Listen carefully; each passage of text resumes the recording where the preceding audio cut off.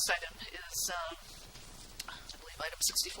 Yes. Okay. This is an informational update regarding an application by PG&E for a general lease involving facilities associated with the Diablo Canyon Nuclear Power Plant in San Luis Obispo County. The staff presentation will be provided by Cy Oggins, our Chief of our Environmental and Planning Management Division. Great, thank you. Good afternoon. Let me just say this is not an action item, but rather in response to a request that, and pursuant to discussions that our office had with staff about just trying to clarify the potential processes going forward and the affected and then involved parties. So, and we have some public speakers on this item, but let's hear the presentation. Thank you, Chair Yee. Thank you. Commissioners.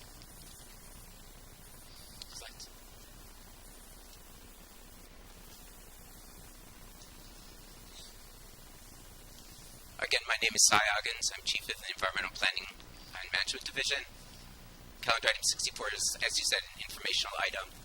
You may recall staff presented an earlier informational item at the February meeting, and since that February meeting, you've gotten numerous inquiries as to what agencies are involved in the process. And my goal today is to help you sort that out, to help the public sort it out, and to help me sort it out too. Just quickly, some background. There are 2 leases associated with the Diablo Canyon Power Plant. And this is Exhibit A in your staff report. There's a PRC 4307, which is for the cooling water, or for the intake and breakwaters, and then PRC 4449, which is for the cooling water discharge. A quick timeline: the Commission issued the leases for Diablo Canyon in 1969-1970. They expire on August 27, 2018 and May 31, 2019, respectively. There are also 2 federal licenses associated with Units 1 and Units 2, and those expire in 2024 and 2025. The goal here, PG&E has applied for an interim, there's no such thing as an interim lease, but a 10-year lease for that red period through there.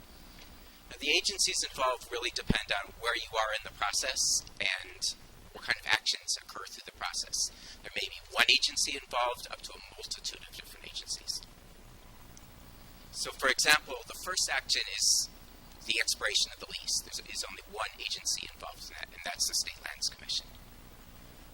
Between now and 2025, however, the State Water Resources Control Board will be acting on their once-through cooling policy. That is a process where PG&E has submitted an application or has submitted information to the State Water Resources Board on what to do with once-through cooling. There are 2 tracks. The first track basically is to establish something equivalent to cooling towers to replace the cooling water intake. And there's a track 2 if track 1 is not feasible.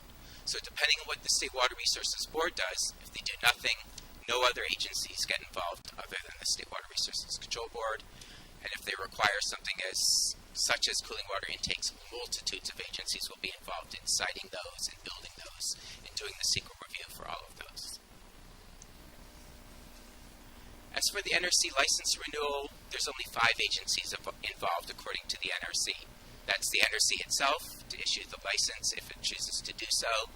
And there are 4 agencies that it will be consulting with. Those include the U.S. Fish and Wildlife Service, the California Coastal Commission, the Regional Water Quality Control Board on the Central Coast, and the State Office of Historic Preservation. So again, according to the NRC, there's only 5 agencies involved. However, that's Department of Parks and Recreation. That's the cultural issues related to any action that a federal agency takes. Yes. So any major action that they take. Correct. That does not mean there aren't other agencies involved other than those 5.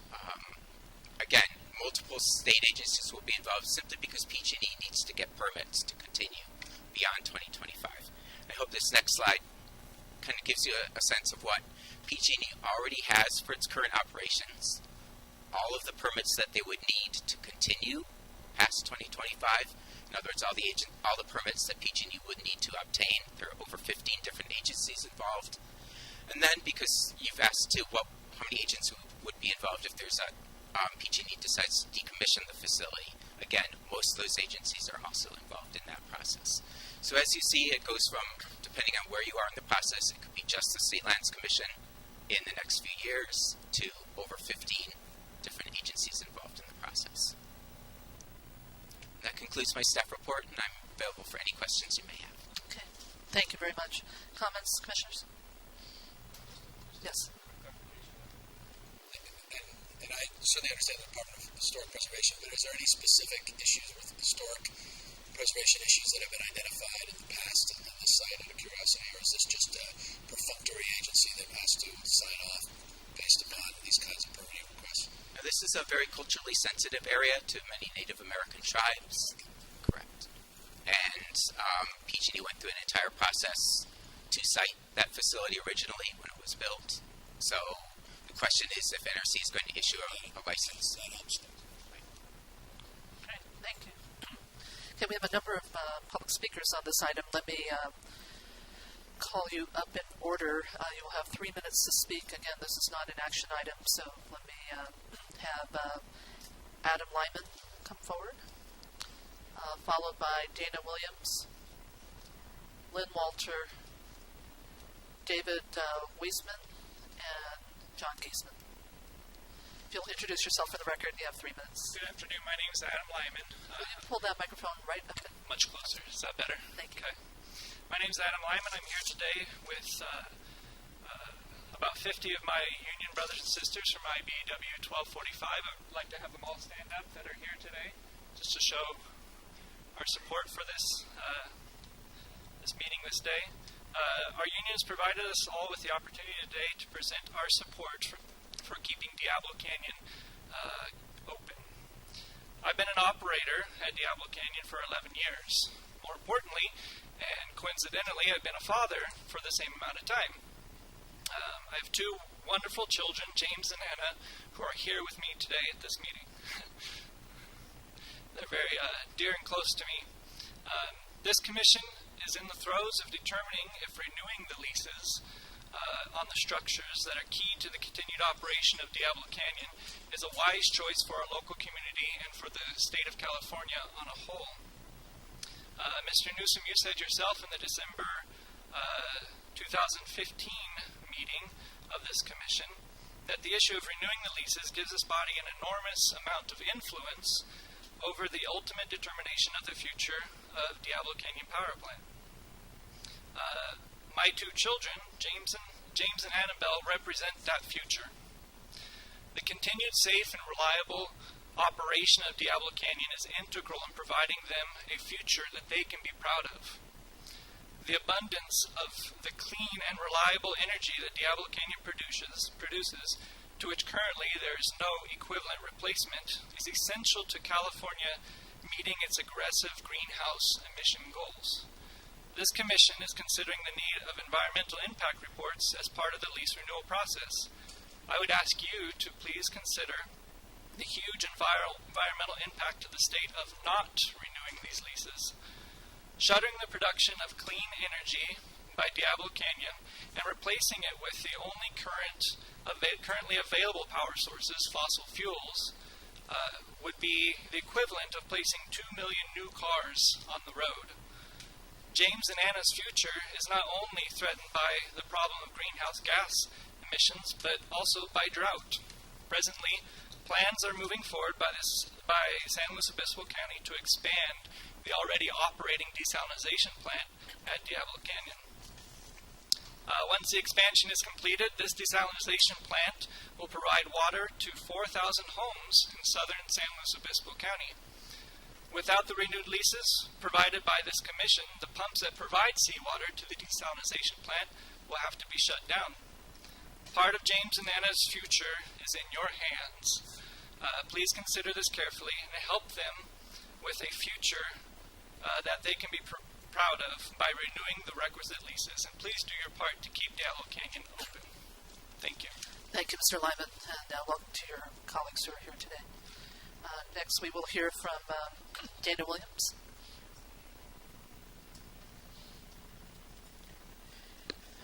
Good afternoon.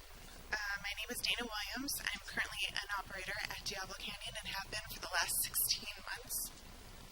Previously, I worked at Columbia Generating Station, also as an operator, for nearly 5 years. And previous to that, I served in the United States Navy as a machinist mate aboard an aircraft carrier.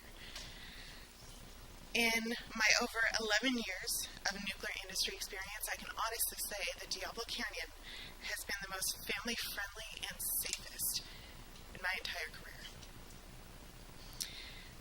2 points that are very near and dear to me and to our communities also. Not only did I go into nuclear power for a great career, but because I believe in nuclear power as a person and as an individual. The clean, zero-emission electrical power is what's needed and what Diablo provides. I believe it's what's best for the environment, our communities, and future generations. As you can see, I have a very vested interest in our future generations. I'll be bringing my third child into this world in a matter of weeks. And all three of my children have been born as I have had a career as an operator in nuclear power. All happy, healthy children. I believe in nuclear power so much so that I'm standing here in front of you today not as a paid employee of PG&E or Diablo Canyon, but as a member of IBW 1245 with all 50 plus members, all my brothers and sisters. And I continue to go to work every day, even though I'm beyond the point that the state of California would consider me disabled due to pregnancy.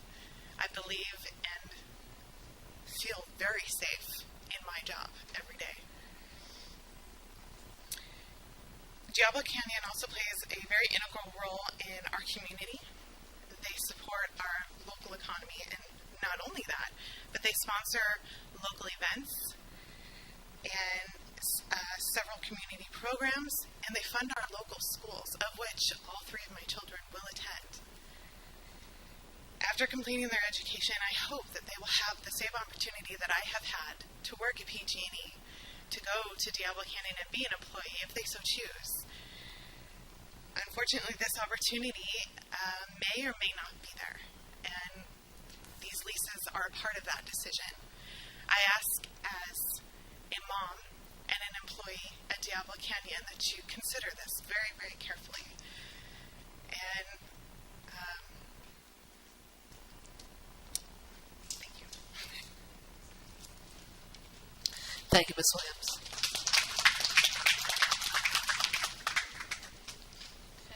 May we hear from Lynn Walter next? Hi, my name is Lynn Walter, and I'm speaking. I'm a native Californian, grew up right here in the East Bay, and in the last 2 decades I've lived in San Luis Obispo County. Specifically, I live in Avila Beach, and specifically I live 10 miles from the nuclear plant. So yes, I live within 10 miles of the Diablo Canyon power plant, and yes, I live within 10 miles of all that nuclear waste that is stored at that facility. And yes, I am okay with that, and you should be also with nuclear waste, because the dry nuclear waste is stored in containers, they're impermeable, they're impenetrable, and they're all located in one place. Unlike nuclear waste, which has no impact on humans, the waste from California's many gas plants is killing us slowly and surely. That waste isn't contained. It's acidifying our ocean and polluting our atmosphere. If Diablo shuts down before 2024 and 2025, that power will be replaced with natural gas. That happened at San Onofre. This will happen if it shuts down prematurely. Yeah, I live within 10 miles of Diablo Canyon power plant, and I live in that same region of seismicity that has been studied a lot. And yes, I'm aware that they've come up with new earthquakes, and they've better characterized the fault lines and the characteristics of that seismicity, and I'm okay with that. I'm okay living near that power plant in that seismic area, and you should be also, because all of the work that has been done by those very esteemed seismologists and peer-reviewed and checked and argued, bottom line is that it has confirmed that the plant does not need any modifications to survive that seismicity if an event were to happen. So yes, I live within 10 miles of the plant, and I'm okay with that. But this is what I'm not okay with. I am, number one, and you should not be okay with this either. I am not okay with holding hostage the operation of a safe, clean energy source to an intake, discharge, breakwater permit that is not aligned to the full operational dates of the nuclear plant federal license. I am, number two, and you should be, unwilling to accept any increase in pollution if Diablo Canyon were to shut down. This is what happened at San Onofre. And I do not want to subject myself, other native Californians, other residents of California, future generations of California, to that same pollution increase. Californians and future Californians deserve options, and you should want options also. Preserve the option to operate Diablo Canyon. It's a greenhouse gas-free, non-polluting energy resource. And until renewables, modern nuclear power, and battery technology reaches the ability to put solar and wind onto our grid at a capacity that equals that power produced by Diablo Canyon, we should preserve that option. So please extend the permits for the breakwater, the discharge, and the intake for Diablo Canyon for the full license of the plant. Thank you.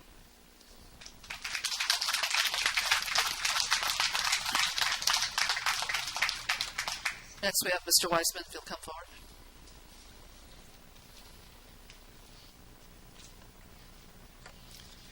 Good afternoon, Commissioners.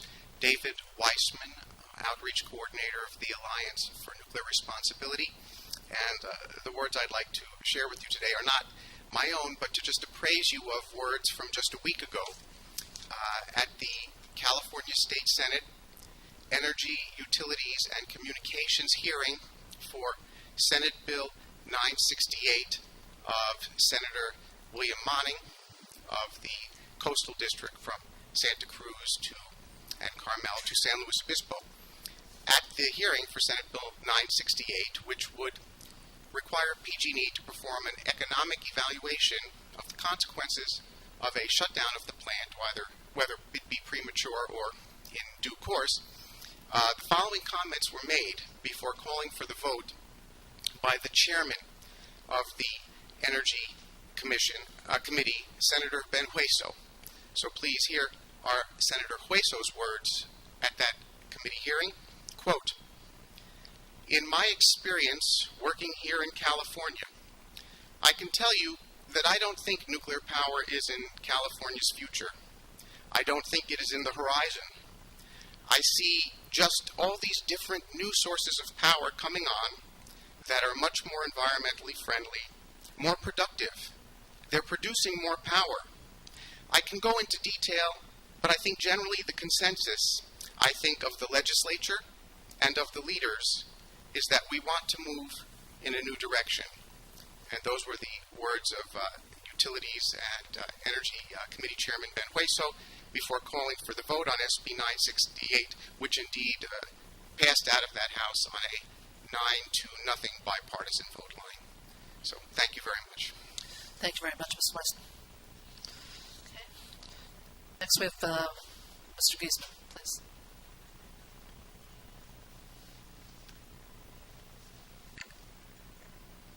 Thank you. I'm John Guzman, an attorney for the Alliance for Nuclear Responsibility. I take my hat off to Tom Dalzell and the rest of the leadership at Local 1245. They are walking the extra mile on behalf of the workers at the plant, despite the fact that they only make up about 3% of Local 1245's membership. It raises a very important concern, though. The buzzards are circling this plant, and the workforce there deserves protection. We ought to all attempt to find legally enforceable rights that will entitle those existing men and women working at the plant to lateral placement within PG&E should this plant shut down. I think that's an important priority that we all share. You're not going to be making a decision on the merits of extending the lease for some period of time. And the decision that you'll make at your June meeting will be whether or not your ultimate decision is a well-informed one. The law requires that you do a CEQA assessment and a public trusts evaluation of the merits of going forward with a new lease at the facility.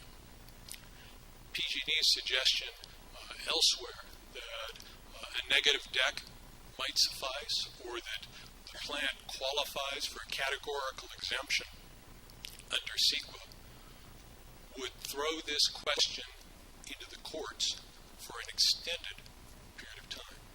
That is the operational equivalent of stepping in front of a train. That brings up my first point, which is we need to strive to find a way in which to provide better, legally enforceable protections for the good men and women who work at the plant. Thank you very much. Thank you, Mr. Guzman. Any other public comment? Okay. Comments by commissioners? Yes, Commissioner Newsom. Okay, great. I know what I think. I haven't heard what you think. Okay. I was just getting ready for a question to answer one of your questions. The only thing I want to add is that I mentioned this in my executive officer's report. June 28th is our next scheduled State Lands Commission meeting, where we do anticipate having an agenda item that addressing the PG&E's application and the appropriate CEQA treatment and the appropriate public trust analysis moving forward on considering their application. And importantly, we will be having a satellite location in San Luis Obispo County so that local stakeholders and interested citizens have the opportunity to comment and testify during that commission meeting live through a webcast in that satellite location. Great. Thank you. Commissioner Newsom? Yeah, let me, a couple comments. Thank you all for taking the time to be here, particularly those who didn't get a chance to speak. Anyone who talks about their kids, you already got me right there. If you did that with intention, I love it because I just had one, so maybe someone decided to purposely go there quickly. I appreciated that. Everything I heard, I aligned myself with. The reason we're leaning into this is we don't want to see what happened to the workforce of San Onofre. We don't want to see the alternative energy sources be dirty energy sources. We don't want to make those same mistakes. If we haven't learned that lesson, shame on us. I mean, that's why we're here. And we want to protect the workers in this room. We want to secure and guarantee their fate and their future. We don't know what PG&E is going to do. I say that quite learnedly. I've spent a good deal of time trying to understand what PG&E's intent is. I think they, as an organization, are trying to figure it out. That's what gives me pause. That's what's given us, I think, this forum, is that in the absence of clarity there, in the absence of clarity elsewhere, and the purpose of this informational item today is to understand the complexity of what I mean by elsewhere, meaning all of these other agencies that will play an outsized role as well. There's a lot of questions about the fate and future of this plant. And I think all of us, regardless of one's position, I think would agree with that. So we have to be stewards of certain facts. All of us share a fate, common fate, as it relates to clean air and a clean environment. We all can subscribe to a point of view that we need to preserve and protect and enhance our efforts to reduce our greenhouse gas emissions.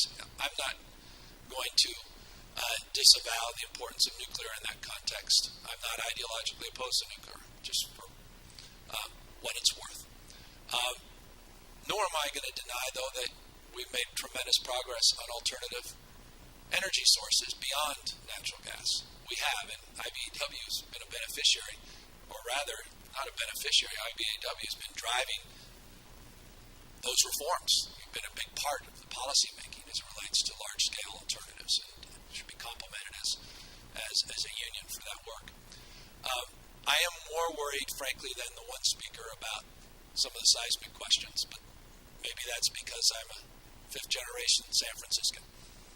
Maybe that's because we're standing not very far away from two major fault lines ourselves as we speak here today, Hayward and San Andreas, and it keeps me up at night, that issue. So that's something that I think we need to legitimately consider. But look, everything that was said today was spot on. Let's take care of the workers. Let's take care of our environment. Let's take care of our kids. And let's be honest that we don't know where this thing's going to end up. And that means all of us have responsibility today, I think, to start asking the tough questions so that we don't wake up after some other agency makes a statement and PG&E decides to make a counter statement saying we're out of here. And all of us are looking around, pointing fingers and wondering what we could have done to protect and preserve all those things we value and care about. So we're on the same page, I think, and I'm grateful for this agency taking a hard look at this and starting this conversation anew. And that's our responsibility. Start it now, not wait. And I'm grateful to the chair that we continue to have this public dialogue as well. So we're not just having it amongst ourselves. And this is the beginning of a process, not the end of a process. Thank you, Commissioner Newsom. Let me echo your sentiments. Probably the statement that rings particularly strong for me is that we are the stewards of facts. And, unlike San Onofre, which I guess the blessing in that is that we have lots of lessons learned that will hopefully inform this process as we consider the future of Diablo Canyon. But regardless of the decision by PG&E, we have some time. We actually have time on our side. And so I want this to be a thoughtful process, and I think this Commission's commitment to the process is that it will be open and transparent every step of the way. And I very much appreciate all the members of IBW 1245 who are here today. Clearly, there are going to be economic impacts, regardless of which way the decision goes by PG&E, and also very much the energy needs for the future of California will be taken into consideration as well. But the fact that we're starting early and having this conversation, there will be transition leading up to the eventual implementation of whatever decision. So I think we're on very good footing with respect to that. But I am looking forward, frankly, to the conversations coming up because these are not easy questions to answer. And frankly, there are a lot of moving parts to this that I think will continue to try to put our arms around as we go through this process. With respect to the June process, I just want to thank the staff for continuing to work through the CEQA issues and as well as the public trust issues. Those are first and foremost that will come back to us in June. And we will, again, let me reiterate, have capability for those interested in San Luis Obispo to join the meeting via video conference. So we welcome that opportunity. Other comments by commissioners? Okay, hearing none. Thank you all very much.